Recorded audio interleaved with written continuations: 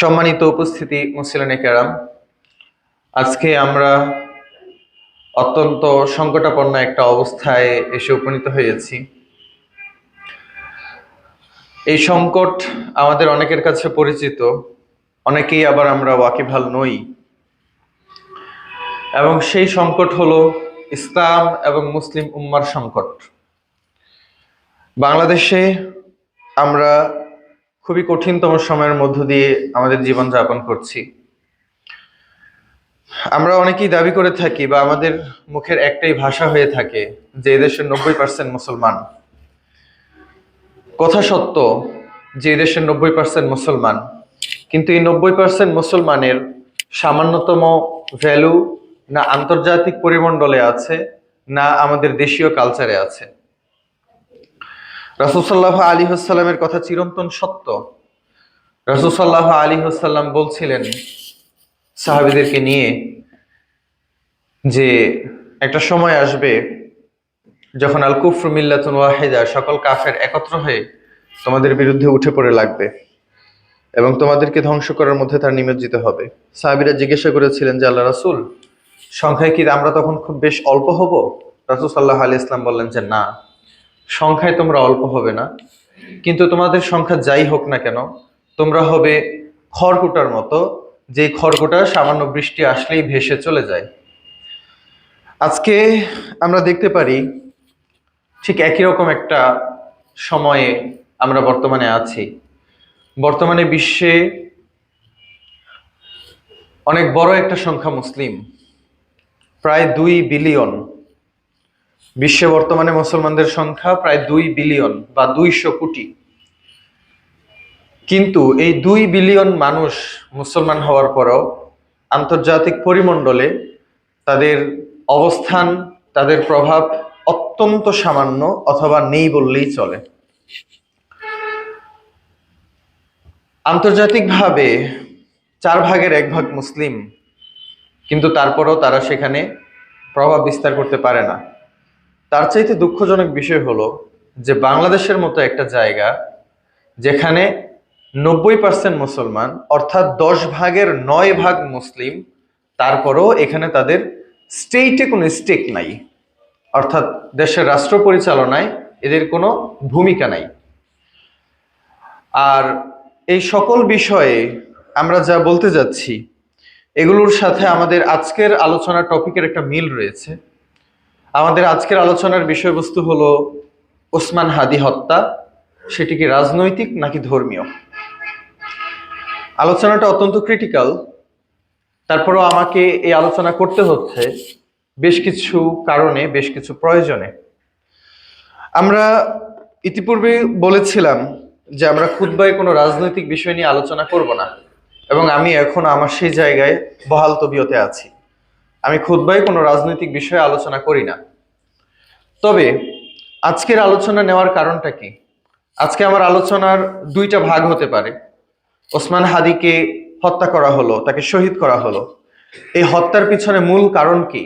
রাজনৈতিক রাজনৈতিক কারণে তাকে হত্যা করা হয়েছে নাকি ধর্মীয় কারণে তাকে হত্যা করা হয়েছে?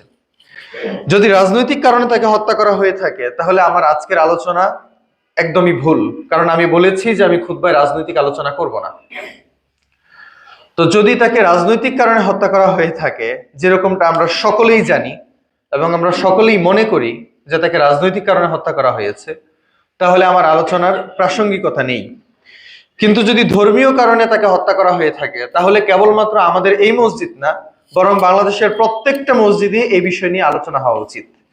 যদি তাকে ধর্মীয় কারণে হত্যা করা হয়ে থাকে, ইসলামিক কারণে তাকে হত্যা করা হয়ে থাকে, তাহলে কেবলমাত্র আমি কামরুল হাসান না, বরং বাংলাদেশের প্রত্যেকটা খতিব, প্রত্যেকটা আলেমের মুখে তার ব্যাপারে আলোচনা হওয়া উচিত, কেবল এখানে সীমাবদ্ধ না। আমি আজকে খুতবায় এটাই উল্লেখ করতে যাব যে প্রকৃতপক্ষে কি কারণে তাকে হত্যা করা হয়েছে। আবারও বলছি, যদি রাজনৈতিক কারণ হয় তাহলে আমার আলোচনা ভুল, আর যদি ধর্মীয় কারণ হয় তাহলে আমার আলোচনা সঠিক, এবং প্রত্যেক মসজিদে প্রত্যেকটা মুসলমানের এই সম্পর্কে জানা জরুরি। তাহলে বুঝতেই পারছেন যে আমি আজকে খুতবাতে এইটাই আপনাদেরকে দেখাবো যে ওসমান হাদীকে রাজনৈতিক কারণে না, বরং ধর্মীয় কারণে তাকে হত্যা করা হয়েছে। আমরা এই বিষয়টি আজকে আপনাদের সামনে খোলাসা করার চেষ্টা করব।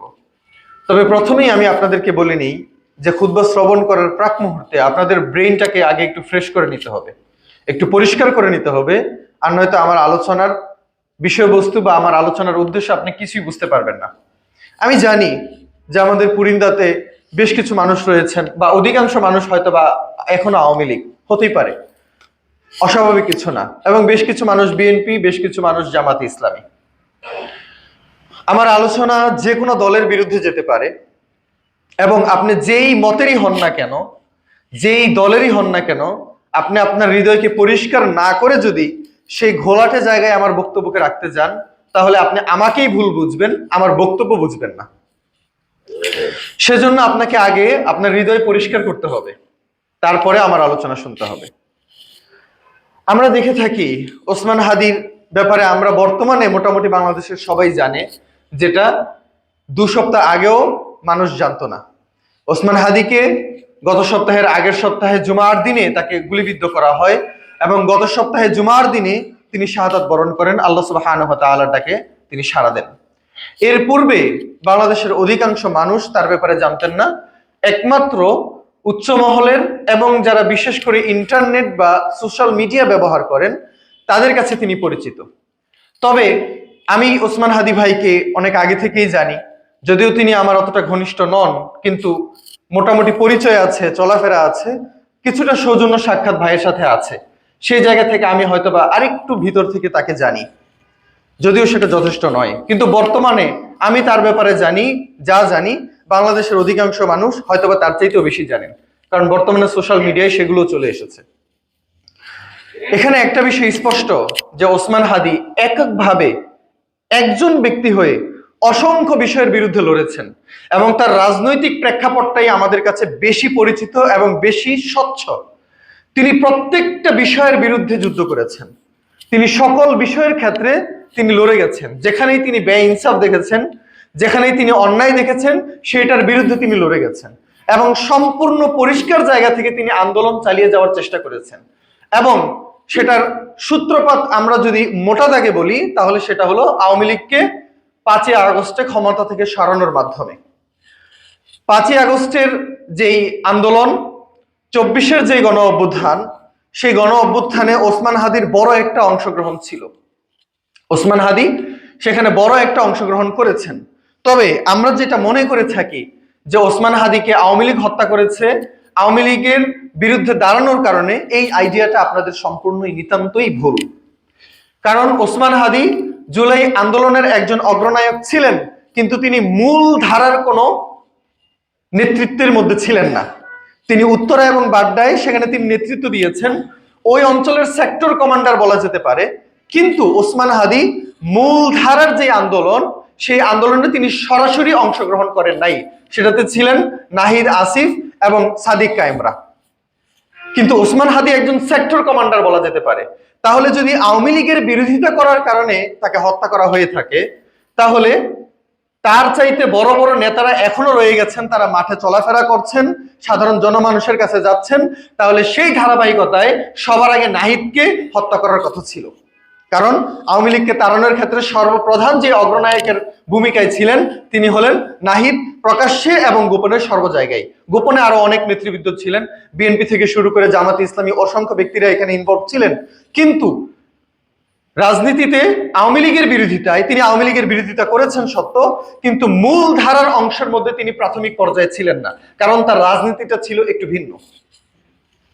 আওয়ামী লীগের বিরোধিতা তিনি করেছেন, কিন্তু তার চাইতেও আওয়ামী বিরোধী বাংলাদেশে রয়েছে। বিএনপি রয়েছে যারা 17 বছর আওয়ামী লীগের বিরুদ্ধে যুদ্ধ করে গেছে, জামাত রয়েছে যারা আওয়ামী লীগের বিরুদ্ধে যুদ্ধ করেছে, এমনকি নতুন নেতৃত্ব গড়ে ওঠা এনসিপিও আওয়ামী লীগকে সরাসরি তাড়িয়েছে। কিন্তু তাদেরকে টার্গেট না করে আওয়ামী লীগের মাধ্যমে যাকে হত্যা করা হয়েছে তিনি ওসমান হাদি। তার মানে যদিও তিনি আওয়ামী বিরোধী ছিলেন, কিন্তু তাকে হত্যার পেছনে মূল কারণ আওয়ামী বিরোধিতা ছিল না। দ্বিতীয়ত যদি আমরা আসি, তাহলে আমরা দেখি যে তিনি প্রত্যেকটা রাজনৈতিক দলের বিরোধী ছিলেন। তিনি বিএনপির সমালোচনা করেছেন, জামাতে ইসলামীর সমালোচনা করেছেন, এনসিপির সমালোচনা করেছেন, প্রত্যেকটা রাজনৈতিক দলের সমালোচনা করেছেন। এবং তার সবচেয়ে বড় যে জায়গাটা ছিল সেটা হলো তিনি জুলাইকে ধারণ করেছেন তার হৃদয়ে, তার মস্তিষ্কে এবং তার মগজে, এবং এটাকে তিনি চালু রাখার সর্বোচ্চ চেষ্টা করেছেন।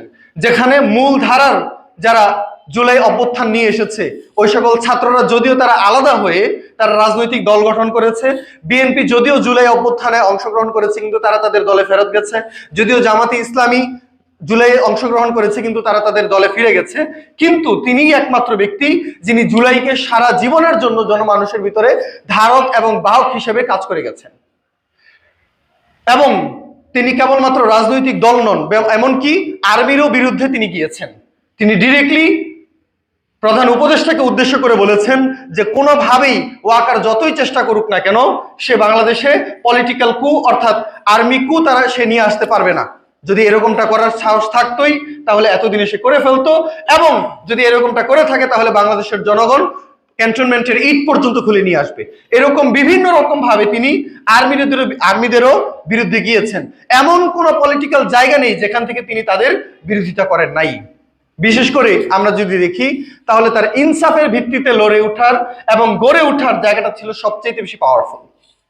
তিনি ইনসাফের পক্ষে কাজ করার সর্বোচ্চ চেষ্টা করেছেন, এবং তার প্রধানতম উদ্দেশ্যের মধ্যে একটা ছিল যে তিনি বাংলাদেশের রাজনৈতিক প্রেক্ষাপটকে পরিবর্তন করতে চেয়েছেন। কারণ বাংলাদেশের রাজনীতি যদি পরিবর্তন করা যায়, বাংলাদেশের রাজনীতিকে যদি ইনসাফের জায়গায় নিয়ে আসা যায়, তাহলেই কেবলমাত্র বাংলাদেশের আপামর জনতার প্রত্যেকটা জায়গা থেকে সমগ্র জায়গায় পরিবর্তন নিয়ে আসা সম্ভব। আমি এখন যে কথাগুলো বলছি এগুলো তারই মুখের বক্তব্য, আমি জাস্ট আপনাদের কাছে এগুলো প্রচার করছি। এর মধ্যে একটা তো আপনারা সকলেই জানেন যে তিনি রাজনৈতিক পরিবর্তনের মধ্যে সবচেয়ে বেশি গুরুত্বের সাথে যেটা দেখেছেন সেটা হলো যে নির্বাচনের ক্ষেত্রে সম্পূর্ণ রকমের বিপরীত প্রতিক্রিয়া তৈরি করা। যেখানে বাংলাদেশের গত 50 বছর যাবত যত নির্বাচন হয়েছে প্রত্যেকটা নির্বাচনে রাজনৈতিক নেতারা তাদের প্রার্থীদেরকে গিয়ে টাকা দিয়ে আসে, তিনি সেই সেক্টরটাকে, সেই ধারাবাহিকতাটাকে পরিবর্তন করতে চেয়েছেন। কেন? কারণ রাজনৈতিক নেতারা যদি তাদের প্রার্থীদেরকে নির্বাচনের সময় টাকা দিয়ে থাকে তার মানে সে তার পকেট থেকে যে টাকাটা দিচ্ছে ওইটা সে দরদি হয়ে দিচ্ছে না, বরং সে ওইখানে এটাকে ইনভেস্ট করছে। একজন রাজনৈতিক নেতা সে যদি নির্বাচনে ক্ষমতায় আসার জন্য 1 কোটি টাকা ব্যয় করে থাকে তাহলে তার টার্গেট থাকবে যে কোনো ভাবেই পরবর্তী 5 বছরের অন্তত পক্ষে সে 5 কোটি টাকা তুলবে। কারণ সে 1 কোটি টাকা যেটা নির্বাচনের সময় ব্যয় করেছে ওইটা সে জনগণকে ভালোবেসে করে নাই, বরং জনগণকে শোষণ করার উদ্দেশ্যেই সেটা করেছে। এখন যদি এটাকে পরিবর্তন করতে হয় তাহলে এই জায়গাটা পরিবর্তন করতে হবে যে জনগণ যেন টাকার বিনিময়ে কোনোভাবে ভোট না দেয়, এবং কোন রাজনৈতিক নেতা নির্বাচনের সময় যেন জনগণকে টাকা দেওয়ার প্রতি তার প্রতি কোনো এই ব্যাপারে কোনো আগ্রহ যেন সে না রাখে। তাহলে সেটাকে সেই ক্ষেত্রে কি করতে হবে? সেই ক্ষেত্রে তিনি এমন ভাবে এটাকে পরিবর্তন নিয়ে এসেছেন যে কোনো রকমের টাকা ছাড়াই, কোনো রকমের ওই ধরনের লোভ লালসামূলক প্রচারণা ছাড়াই তিনি নির্বাচনের পথে এগিয়েছিলেন। এখানে একটা বিষয় আরো ক্লিয়ার করে দেই, রাজনৈতিক দলগুলো আসলে চলে কিভাবে এবং কেন যে কোনো সরকার ক্ষমতায় যাওয়ার পরে তার একটা সীমাবদ্ধতা তৈরি হয়। যদি জামাতে ইসলামী ক্ষমতায় যায়, এমনকি যদি বিএনপি ক্ষমতায় যায়, তাহলেও তাকে একটা পরিমণ্ডলের ভিতরে চলে আসতে হবে। যে কোনো রাজনৈতিক দল, এমনকি যদি এনসিপিও ক্ষমতায় যায়, যেই ক্ষমতায় যাক না কেন তাকে একটা গোলক ধাঁধার ভিতরে পড়ে যেতে হবে, সে সিস্টেমের বাইরে যেতে পারবে না। সেই সিস্টেমটা কি? আপনি যদি এখন নির্বাচন করতে যান তাহলে আপনার টাকা প্রয়োজন। এখন যারা রাজনীতিবিদ তারা টাকা পাবে কোথায়? তাকে তো কোনো জায়গা থেকে টাকা নিয়ে আসতে হবে। তাহলে আপনি যদি নির্বাচন করতে যান তাহলে আপনার টাকা প্রয়োজন। টাকা পাবেন কোথা থেকে? মেইনলি 2টা জায়গা থেকে, বহির্বিশ্বের অনুদান অথবা কোনো ব্যবসায়িক প্রতিষ্ঠানের অনুদান। এখন বহির্বিশ্ব যদি আপনাকে অনুদান দেয় অথবা ব্যবসায়িক প্রতিষ্ঠান যদি আপনাকে নির্বাচন করার জন্য অনুদান দেয়, তাহলে কি সে আপনাকে আপনি এমনিতেই অনুদান দিয়ে দিবে? না, তার নির্দিষ্ট একটা পারপাস থাকবে, নির্দিষ্ট একটা উদ্দেশ্য থাকবে। বহির্বিশ্ব যেই রাজনৈতিক দলকে অনুদান দিবে তাদের মধ্যে শর্ত থাকবে, চুক্তি থাকবে যে তুমি ক্ষমতায় যাওয়ার পরে তুমি আমাকে সার্ভ করবা, আমি তোমার দেশে যেগুলো বাস্তবায়ন করতে চাচ্ছি তোমার মাধ্যমে আমি বাস্তবায়ন করব, তো আমি টাকা দিয়ে তোমাকে ক্ষমতায় নিয়ে যাচ্ছি, ক্ষমতায় যাওয়ার পরে তুমি আমার সেই চাহিদাগুলো পূরণ করে দিবা। অথবা ব্যবসায়িক প্রতিষ্ঠান, যেমন ধরেন এই অঞ্চলে যদি বড় একটা ব্যবসায়িক প্রতিষ্ঠান থাকে, সেই অঞ্চলের চেয়ারম্যানের সাথে সে একটা লিয়াজুতে আসবে, একটা চুক্তিতে আসবে যে তোমার নির্বাচনী প্রচারণার জন্য যত রকমের টাকা লাগে আমি দিব, কিন্তু নির্বাচনে তুমি জয়ী হওয়ার পরে সেইটার বিনিময় স্বরূপ তুমি আমাকে এখানে সুবিধা দিবা। তো যখনই একটা সরকার নির্বাচিত হয়ে ক্ষমতায় আসে, সে নির্বাচন করার জন্য যে সকল দলের কাছ থেকে, যে সকল দেশের কাছ থেকে, অথবা যে সকল ব্যবসায়িক এবং বড় বড় প্রতিষ্ঠানের কাছ থেকে টাকা নিয়েছে, ক্ষমতায় যাওয়ার পরে তাকে সেই দলগুলোকে সার্ভ করতে হয়। তারা যা চায় সেগুলো তাকে বাস্তবায়ন করতে হয়, কারণ সে সেই শর্তেই ক্ষমতায় এসে বসেছে। ওসমান হাদির টার্গেট ছিল যে সে নির্বাচন করবে, এককভাবে জনগণের ভোটে সে নির্বাচিত হবে, জনগণকে টাকা দিয়ে সে ক্রয় করবে না। সেই এই নির্বাচন করার জন্য যত টাকা লাগে, এই টাকার জন্য সে বহির্বিশ্বের কাছে হাত পাতবে না, কোনো ব্যবসায়িক প্রতিষ্ঠানের সাথে লিয়াজু করবে না, কোনো চুক্তি করবে না, যাতে করে সে ক্ষমতায় যাওয়ার পরে কোনো দলের কাছে, কোনো দেশের কাছে তার কোনো আভ্যন্তরীণ চাপ না থাকে, যাতে করে সে স্বতঃস্ফূর্তভাবে জনমানুষের জন্য নির্বাচিত হয়ে জনমানুষের কথা গিয়ে সংসদে বলতে পারে। এইটাই ছিল তার প্রধানতম টার্গেট, যাতে করে বাংলাদেশের এই নির্বাচনী পথটাকে পরিবর্তন করতে পারে। এখন যে ব্যক্তিটা মানুষের কাছ থেকে, মানুষকে নির্বাচনের সময় টাকা দিয়ে তারপর মানুষের ভোট ক্রয় করবে, এই মানুষটা বাধ্য যে সে নির্বাচিত হয়ে ক্ষমতায় আসার পরে মানুষের কাছ থেকে বিভিন্নভাবে, বিভিন্ন পদ্ধতিতে অন্যায় করে, জুলুম করে, অথবা বিভিন্ন রকম ভাবে দুর্নীতিতে জড়িয়ে পড়ে সে ওই টাকাগুলো তুলে নেওয়ার জন্য।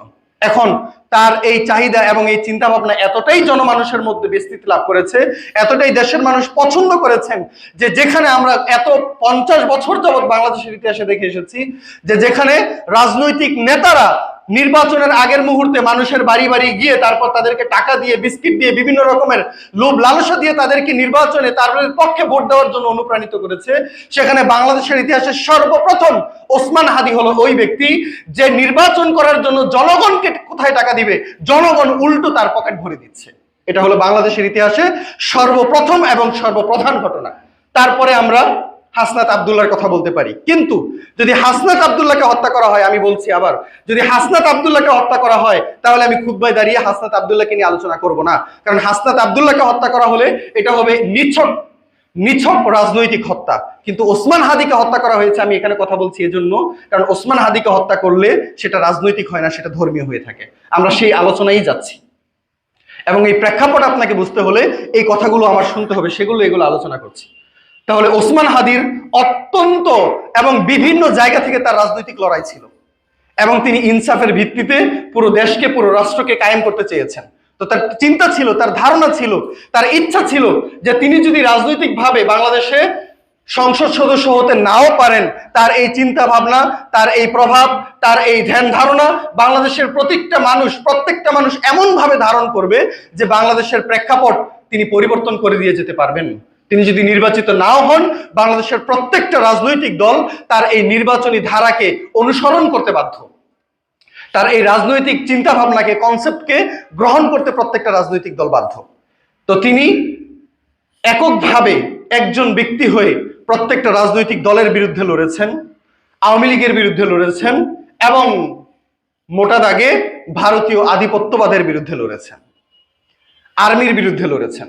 কিন্তু তাকে হত্যা করেছে কারা এবং কি জন্য তাকে হত্যা করা হয়েছে, এইটা যদি আমরা বলতে যাই, তাহলে আরেকটা জিনিস যেটা আমরা ভুলে গেছি, এতক্ষণ আমি যা বলেছি সেগুলো আপনাদের সকলের কাছে পরিচিত, সোশ্যাল মিডিয়ায়, ইন্টারনেটে এগুলো সর্বত্র ছড়িয়ে আছে যে ওসমান হাদি বাংলাদেশের রাজনৈতিক প্রেক্ষাপটকে পরিবর্তন করার জন্য কি করেছেন। কিন্তু তার প্রধান উদ্দেশ্য, তার মেইন আইডিয়া এবং এই যুদ্ধে নামার প্রধান যে পারপাস, সেটা বাংলাদেশের রাজনৈতিক প্রেক্ষাপট পরিবর্তন করা তার মেইন উদ্দেশ্য ছিল না। তার মেইন যুদ্ধ ছিল আওয়ামী লীগের বিরুদ্ধে না, তার মেইন যুদ্ধ কোনো রাজনৈতিক দলের বিরুদ্ধে না, তার মেইন যুদ্ধ ছিল শাহবাগের বিরুদ্ধে। এইটা ছিল তার প্রধানতম যুদ্ধ, এবং এই যুদ্ধের কারণেই তাকে নিহত হতে হয়েছে, এই যুদ্ধের মধ্যেই তিনি শহীদ হয়েছেন। আমি যে বলি যে ওসমান হাদি একজন শহীদ, তার কারণ হলো তিনি কুফফারের বিরুদ্ধে যুদ্ধ করেছেন, যদিও এটা আমাদের সকলের কাছে পরিচিত না, যদিও আমরা এইটার ব্যাপারে জানি না। এবং ওসমান হাদি এটাই বলেছিলেন, তার বক্তব্যেই তিনি এটা বলেছেন যে আপনি চাইলে যে কোনো রাজনৈতিক দলের বিরুদ্ধে বলেন, আপনি পার পেয়ে যেতে পারেন।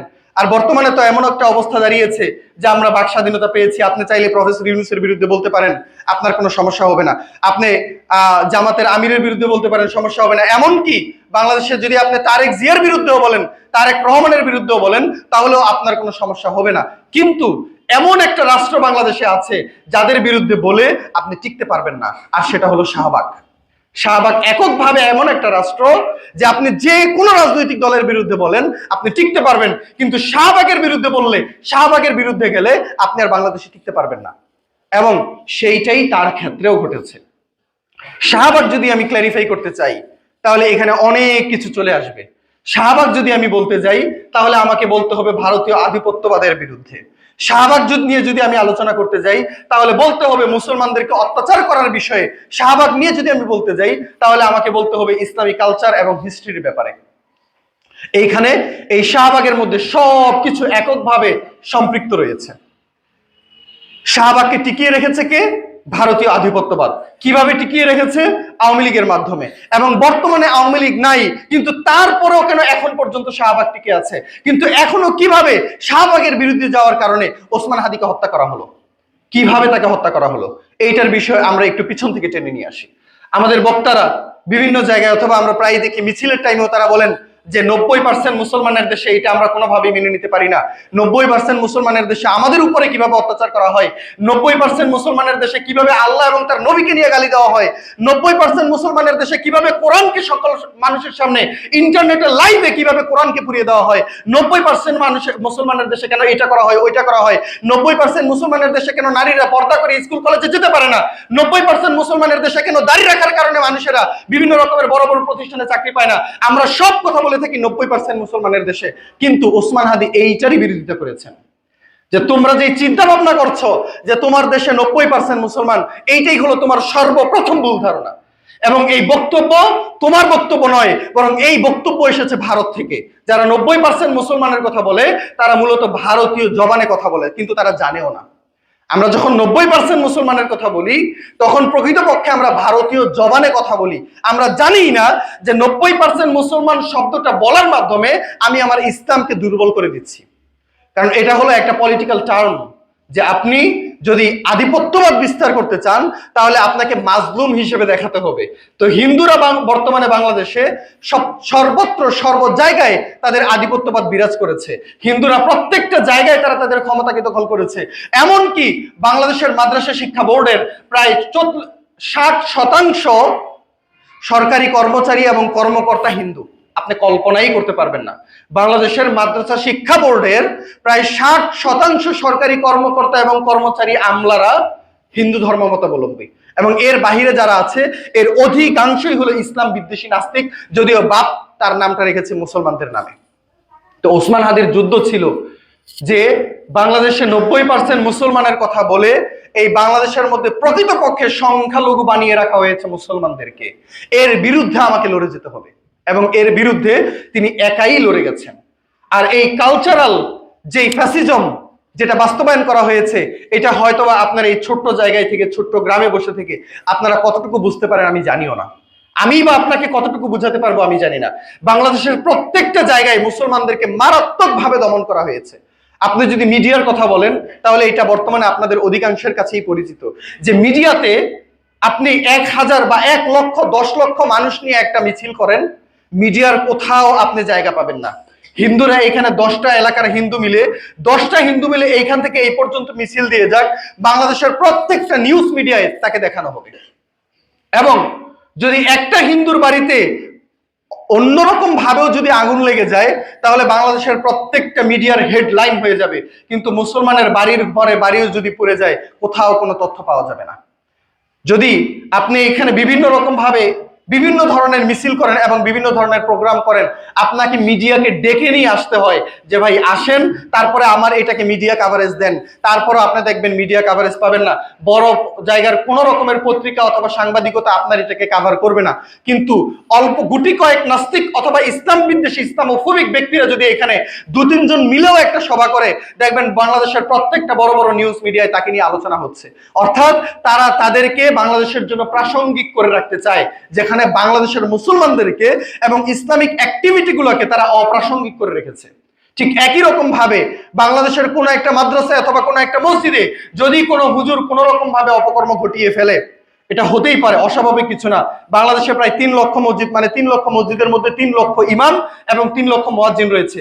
বাংলাদেশে লাখ লাখ মাদ্রাসা, এখানে প্রায় কোটি খানেক আলেম ওলামা এবং হুজুর রয়েছে। তো এখানে সবাই যে ভালো হবে, সবাই যে নিজেকে কন্ট্রোল করতে পারবে, এটা অসম্ভব বিষয়, এটা ধারণা করাটাই বোকামি। তো 3 লক্ষের মধ্যে যদি গুটি কয়েক মানুষ, গুটি কয়েক হুজুর কোনো রকমের ভুল অথবা অনৈতিক পারপাসে যদি তিনি কোনো অপকর্ম করেই ফেলে, যদি তিনি কোনো রকমের অপকর্ম করেই ফেলেন, তাহলে দেখবেন প্রথম আলো অথবা ডেইলি স্টার সহ বাংলাদেশের প্রথম সারির যেই যতগুলো পত্রিকা আছে সবগুলোতে নিউজ হবে, সবগুলোতে হেডলাইন চলে আসবে যে অমুক মসজিদের ইমামের মাধ্যমে এই কাজটা হয়েছে, মসজিদের ইমাম কর্তৃক অমুক নারীকে ধর্ষণ, মাদ্রাসার শিক্ষক কর্তৃক অমুক ছাত্রকে বলাৎকার, ইত্যাদি ইত্যাদি। একদম ইমাম এবং মুয়াজ্জিন সবকিছু এই নামগুলোকে এক করে করে এবং মসজিদ শব্দটাকে নিয়ে এসে তারপর তারা মিডিয়াতে তাদের নিউজে হেডলাইনে নিয়ে আসবে। কিন্তু কিছুদিন আগে হিন্দু পুরোহিতের মাধ্যমে এক নারীকে ধর্ষণ করা হয়েছে, সেখানে কেবলমাত্র এটাই বলা হয়েছে যে অমুক জায়গায় একজন নারীকে ধর্ষণ করা হয়েছে, কে করেছে সেটার উল্লেখ নাই। সবাই জানে যে হিন্দু পুরোহিত অথবা হিন্দু পণ্ডিত তাকে ধর্ষণ করেছে, কিন্তু হিন্দু পণ্ডিতের কথা কোথাও নাই। কেবল এইটুকু বলা আছে যে একজন নারীকে ধর্ষণ করা হয়েছে। আবার যদি এটা কোন মসজিদের ইমাম হতো, তাহলে হেডলাইনে চলে আসতো যে মসজিদের ইমাম কর্তৃক একজন নারীকে ধর্ষণ। তাহলে এইভাবে, এটা আমি জাস্ট একটা উদাহরণ দিলাম কারণ আমাদের সময় শেষ, কেবল একটা উদাহরণ দিলাম যে কিভাবে মিডিয়াতে আমাদের মুসলিমদেরকে মারাত্মকভাবে দমন করা হয়েছে। আর যদি আমরা সাহিত্যের কথা বলি অথবা বাংলাদেশের সিনেমার কথা বলি, তাহলে তো এটা একদম বলেই শেষ করা যাবে না। বাংলাদেশের সিনেমার মধ্যে দেখানো হচ্ছে যে কিছু জঙ্গি অথবা কিছু উগ্রপন্থী এই সন্ত্রাসীগুলো কিছু নারীদেরকে আটক করেছে, মসজিদ থেকে ইমাম বের হয়ে বলছেন যে এরা সবাই গনিমতের মাল, এদেরকে নিয়ে যাও। এটা সিনেমার মধ্যে দেখানো হয়েছে। এটার অর্থ হলো এই যে এরা হলো গনিমতের মাল, অর্থাৎ মসজিদের ইমাম সাহেব এই নারীদেরকে ধর্ষণ করার অনুমতি দিয়ে দিয়েছেন। এটা বাংলাদেশের সিনেমায় দেখানো হচ্ছে এবং এটাও আমি জানতে পেরেছি ওসমান হাদির কাছ থেকেই। তো তিনি এগুলাকে এক এক করে বের করেছেন যে কিভাবে বাংলাদেশের প্রত্যেকটা জায়গায় প্রত্যেকটা ক্ষেত্রে মুসলমানদেরকে ডিহিউম্যানাইজ করা হচ্ছে, মানুষে পরিণত করা হচ্ছে। বাংলাদেশের গণ অভ্যুত্থানের পূর্বে যেই মুক্তিযুদ্ধ হয়েছে, ৭১-এর মুক্তিযুদ্ধ, সেই মুক্তিযুদ্ধের যতগুলো সিনেমা তৈরি হয়েছে সব সিনেমাতে দেখবেন যারা রাজাকার ছিল তাদের মাথায় টুপি এবং তাদের মুখের দাড়ি, এবং তারা আল্লাহু আকবার বলে তারপর তারা সাধারণ মানুষের উপরে হত্যাযজ্ঞ চালাচ্ছে। ভারতীয় সিনেমার দিকে যদি আপনি তাকান, আমি বলতে পারবো না, কিন্তু তারা জানেন ভারতীয় সিনেমার মধ্যে যদি তাকান তাহলে দেখবেন যে শাহরুখ খান, সালমান খান সহ যত রকমের বড় বড় নায়ক আছে, তারা যত রকমের ওই যে অ্যাকশন সিনেমা করে, সকল অ্যাকশন সিনেমা হলো মুসলমানদের বিরুদ্ধে।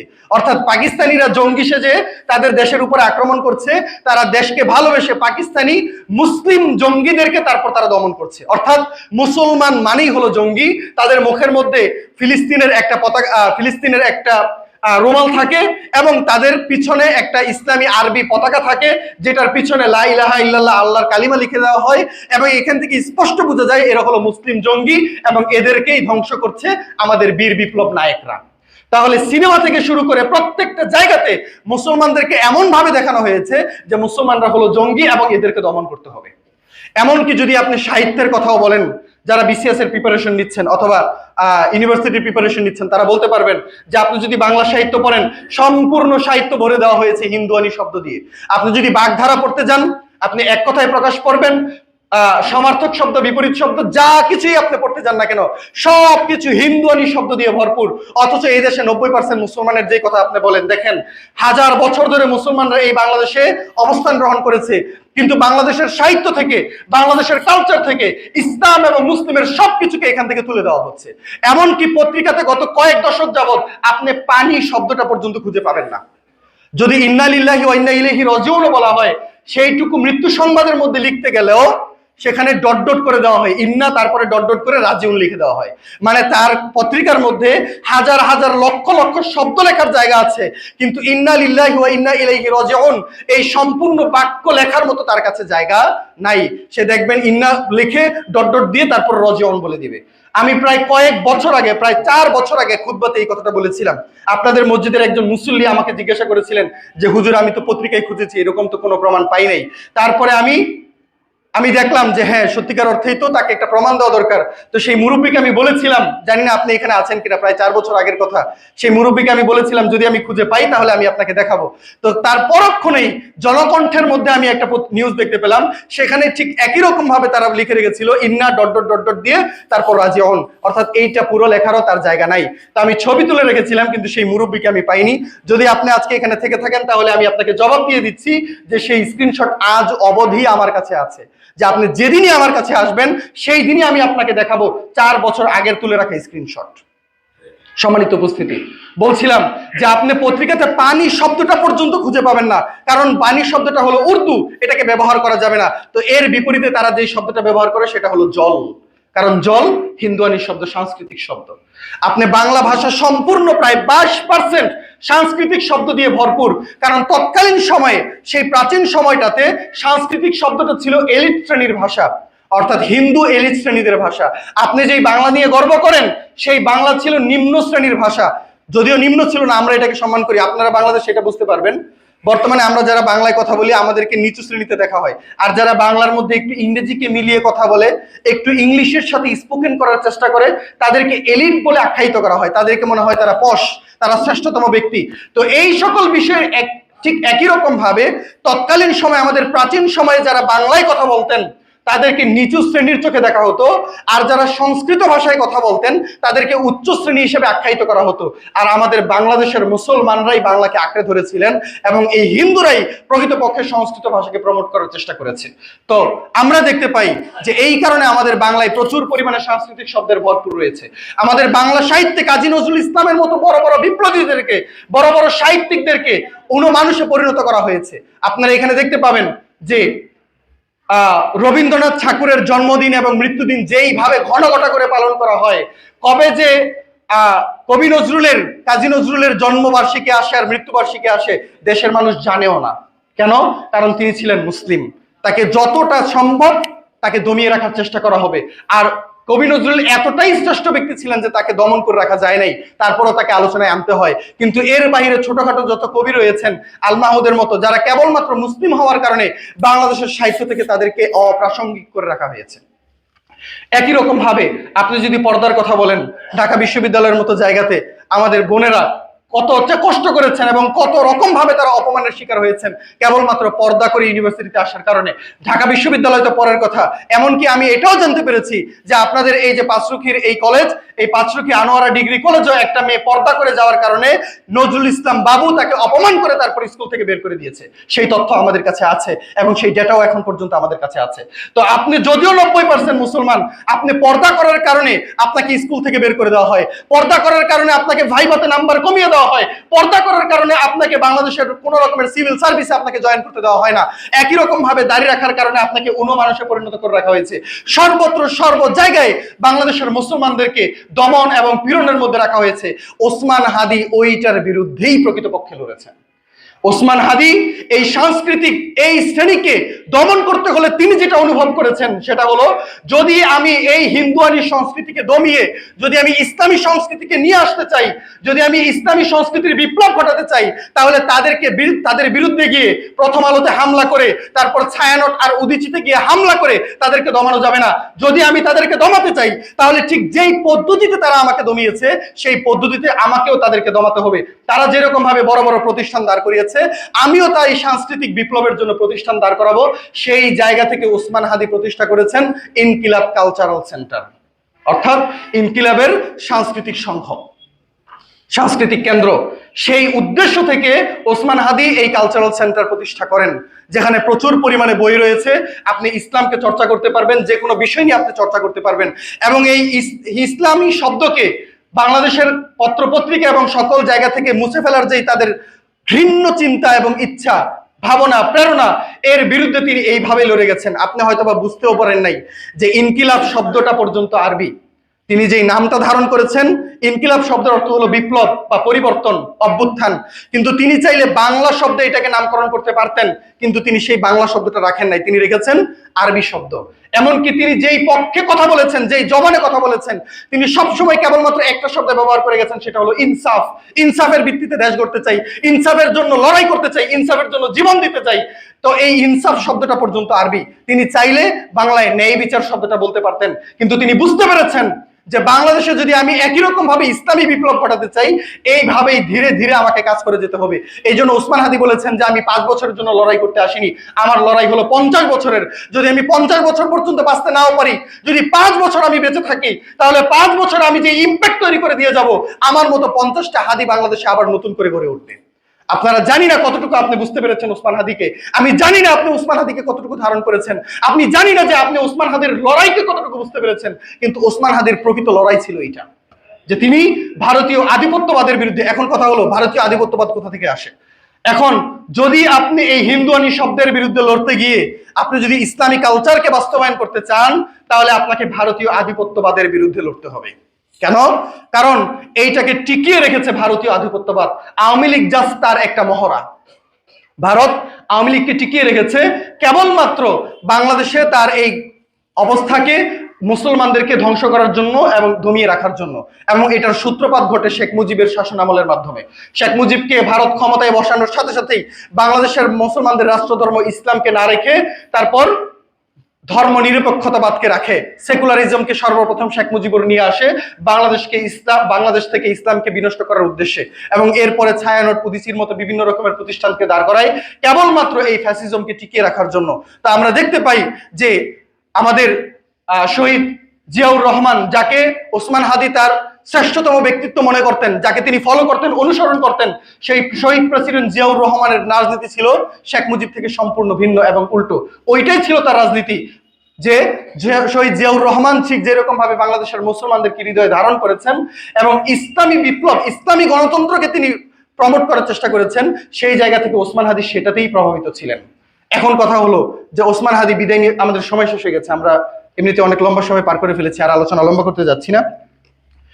হয়তোবা আলোচনা আমি শেষও করতে পারবো না, হয়তোবা আরেক সপ্তাহ নিলেও আমি শেষ করতে পারবো না, কিন্তু আপনাদেরকে জাস্ট এইটুকু বলতে চাই, ওসমান হাদিকে এই কারণেই হত্যা করা হয়েছে, কারণ ওসমান হাদি তিনি এই সকল বিষয়ের বিরুদ্ধে না লড়ে তার প্রধান ওইগুলোর বিরুদ্ধে তিনি লড়েছেন, কিন্তু তার প্রধান লড়াইটা ছিল এই সকল ভারতীয় আধিপত্যবাদের বিরুদ্ধে। কারণ তিনি যদি বাংলাদেশে ইসলাম কায়েম করতে চান, তাহলে তাকে ভারতীয় আধিপত্যবাদকে নির্মূল করতে হবে। গত 2 সপ্তাহ ধরে ভাই গুলিবিদ্ধ হয়ে হসপিটালে আছেন, তারপরে গত সপ্তাহে জুমার দিনে তিনি মৃত্যুবরণ করেন। আমার মনে হয় না আমি আমার ব্যক্তি জীবনে কোনো মানুষের জন্য এত পরিমাণ কান্না করেছি, সে আমার যত ঘনিষ্ঠই হোক না কেন, যতটা তার জন্য কান্না করেছি। এবং সেটা আমি একমাত্র ব্যক্তি নই, বাংলাদেশের অসংখ্য মানুষ যারা তাকে চেনেন, যারা তাকে জানেন, প্রত্যেকটা মানুষ তার জন্য কান্না করেছেন। আমি আমার নিজেকে বোঝানোর চেষ্টা করেছি যে এই একজন রাজনৈতিক ব্যক্তি, তিনি মারা গেছেন, তার মৃত্যুতে আমার বা এত কষ্ট পাওয়ার কি আছে, তিনি মারা গেছেন, আরো একজন আসবেন। কিন্তু তৎক্ষণাৎ আমার মনে হয় যে ওসমান হাদি তার জন্য লড়াই করেন নাই, ওসমান হাদি মৃত্যুবরণ করেছেন, শহীদ হয়েছেন আমার জন্য, আমার দেশের জন্য, আমার মুসলমানদের জন্য, আমার ইসলামের জন্য। ওসমান হাদি প্রকৃতপক্ষে শহীদ হয়েছেন ইসলামের জন্য, এবং তিনি নিজে একজন হাফেজ, তিনি মাদ্রাসা থেকে পড়ুয়া একজন ব্যক্তি, এবং তার পুরো পরিবার আলেম, তার বাবাও একজন আলেম, তার অন্যান্য আত্মীয় স্বজন, তার বড় ভাই সবাই বড় বড় আলেম তাদের অঞ্চলের। এই ইসলামকে কায়েম করার জন্য ওসমান হাদির প্রধানতম লড়াইটা ছিল, এবং সেই জন্যই প্রকৃতপক্ষে ভারত তাকে সবচেয়ে বড় শত্রু মনে করেছে, কারণ ওসমান হাদি ইজ নট ফর সেল। এখান থেকে বোঝা যায় যে অন্য সকল রাজনীতিবিদকে ক্রয় করা সম্ভব হলেও ওসমান হাদিকে ক্রয় করা সম্ভব নয়। সম্মানিত উপস্থিতি মুসলিম কেরাম, কান্নার আরেকটা কারণ হতে পারে এই যে আমরা সবাই জবানে বলছি যে আমরা সবাই হাদি হব, গুলির মুখে কথা হব, চাইলেই মুখ দিয়ে বলা যায় যে আমি হাদি হব, কিন্তু প্রকৃতপক্ষে হাদি হওয়া যায় না। ওসমান হাদি হওয়া এতটা সহজ নয়। আপনি হয়তোবা আমাকে বলতে পারেন যে আমি কেন হাদি হতে পারবো না, আমি হাদি হতে পারবো না, এই জন্যই আমি কান্না করি। আমি যদি কান্না করি ওসমান হাদির জন্য আমি কান্না করি না যে ওসমান হাদি মৃত্যুবরণ করেছে, কারণ আমি জানি আল্লাহ সুবহানাহু ওয়া তাআলা কোরআন কারীমের মধ্যে বলেছেন যারা মৃত্যুবরণ করেছে তোমরা তাদেরকে মৃত বলো না, যারা শহীদ হয়েছেন তুমি তাদেরকে মৃত বলো না, কারণ তারা আল্লাহ সুবহানাহু ওয়া তাআলার কাছে রিজিক প্রাপ্ত হচ্ছেন, আল্লাহ সুবহানাহু ওয়া তাআলার কাছে তিনি রিজিক প্রাপ্ত হচ্ছেন, এজন্যই আল্লাহ সুবহানাহু ওয়া তাআলা তাকে নিয়ে চলে গেছেন। যখন আমার মনে হয় যে আমার কেন কান্না করা উচিত, তখন আমি ভাবি আমি প্রকৃতপক্ষে ওসমান হাদির জন্য কান্না করি না, আর এই জন্যই হয়তো আল্লাহ তাকে নিয়ে চলে গেছেন, কারণ ওসমান হাদির জন্য এই দেশ না, তার জন্য আল্লাহ তাআলা জান্নাত রেডি করে রেখেছেন। তার যত দ্রুত সম্ভব আল্লাহ চান যে তিনি তার কাছে তার রিজিককে ফিরিয়ে দিবেন, তার বান্দার কাছে তার প্রাপ্যটাকে ফিরিয়ে দিবেন। এজন্যই আল্লাহ সুবহানাহু ওয়া তাআলা তাকে নিয়ে চলে গেছেন। কিন্তু আমি কান্না করি যে এখন আমার দেশের সার্বভৌমত্বের কি হবে, আমার দেশের এই ভারতীয় আধিপত্যবাদের বিরুদ্ধে যে লড়াই, এই লড়াইয়ের কি হবে, আমার বাংলাদেশের মুসলমান এবং ইসলামিক কালচারের কি হবে, যেটার বিরুদ্ধে তিনি লড়াই করে গেছেন। কারণ ওসমান হাদির রিপ্লেসমেন্ট হয় না। আপনি হয়তোবা সাহসিকতা অর্জন করতে পারবেন, কিন্তু ওসমান হাদির মতো অগাধ জ্ঞান এবং গরিমাতি আপনি কোথা থেকে অর্জন করবেন? আমার দ্বারাও আমি জানি না আমি কতটুকু ওসমান হাদির মতো হয়তোবা আমি চাইলে হয়তোবা আমার সাহসিকতা দেখাতে পারবো, হয়তোবা আমি কণ্ঠে আমার আওয়াজ নিয়ে আসতে পারবো, কিন্তু ওসমান হাদির মতো জ্ঞান কোন ব্যক্তি অর্জন করবে? তিনি সিনেমা পর্যন্ত দেখেছেন কেবলমাত্র জ্ঞান অর্জন করার জন্য। তুমি যুবক সিনেমা দেখো এন্টারটেইনমেন্ট হিসেবে, তুমি মজা পাও, আনন্দ গ্রহণ করো, তুমি ভারতীয় আধিপত্যবাদের বিরুদ্ধে লড়াই করার জন্য তুমি সিনেমা দেখো না। কিন্তু ওসমান হাদি সিনেমা পর্যন্ত দেখেছেন কেবলমাত্র জ্ঞান অর্জন করার জন্য। কিভাবে সিনেমার মাধ্যমে, কিভাবে কবিতার মাধ্যমে, সাহিত্যের মাধ্যমে, শব্দের মাধ্যমে, কিভাবে মৌন পদ্ধতির মাধ্যমে পর্যন্ত ইসলামের বিরোধিতা করা হয়েছে, তিনি সেগুলোকে টু দা পয়েন্টে কালেক্ট করে করে তারপর জাতির সামনে উপস্থাপন করেছেন এবং এগুলোর বিরুদ্ধে লড়ে গেছেন। তো আমরা এজন্যই বলি যে ভাইরা আমার, যারা মনে মনে লালন করছেন যে আপনি ওসমান হাদি হবেন, মুখে বললেই ওসমান হাদি হওয়া যায় না, এখান থেকে ওই কান্দাইল পর্যন্ত এক দৌড়ে একটা মিছিল টানলেই ওসমান হাদি হওয়া যায় না। আমি আপনাকে বলি, যদি আপনি ওসমান হাদি হতে চান তাহলে ওসমান হাদির মতো লেখাপড়ায় মনোনিবেশ করেন, ওসমান হাদির মতো যোগ্যতা অর্জন করেন, জ্ঞান অর্জন করেন। ওসমান হাদি এই কথাই বলেছে যে তোমরা যদি চাও যে ভারতীয় আধিপত্যবাদকে ঘুরিয়ে দিবে, ধ্বংস করে দিবে, ফ্যাসিজমকে তুমি নস্যাৎ করে দিবে, তুমি পারবে না। বরং যদি তুমি চাও এগুলাকে ধ্বংস করার মাধ্যমে তোমার দ্বারা সম্ভব নয়, তোমাকে জ্ঞান অর্জন করতে হবে। তারা যেই পদ্ধতিতে বাংলাদেশে ফ্যাসিজম কায়েম করেছে, ঠিক একই রকমের পদ্ধতিতে, অর্থাৎ জ্ঞান অর্জন করার মাধ্যমে তাদেরকে ধ্বংস করতে হবে। সুতরাং সেই জায়গা থেকে তুমি জ্ঞান অর্জন করো, ইংলিশ শিখো, ইংরেজি শিখো, আরবি শিখো, বাংলা যদি শিখো ভালোভাবে শিখো, অথবা তুমি যদি ফটোগ্রাফার হও তাহলে তুমি ভালোভাবে ফটোগ্রাফি শিখো, যাতে করে তুমি এটাকে দিনের খ্যাতমতে কাজে লাগাতে পারো। এটা আমার কথা নয়, এটা ওসমান হাদির কথা। সুতরাং আমরা আল্লাহ সুবহানাহু ওয়া তাআলার কাছে দোয়া করি, আল্লাহ সুবহানাহু ওয়া তাআলা যেন আমাদেরকে ওসমান হাদির মতো বিপ্লবী, ইসলামিক এবং ধর্মপরায়ণ শহীদ হওয়ার তৌফিক দান করেন। আল্লাহু আমিন।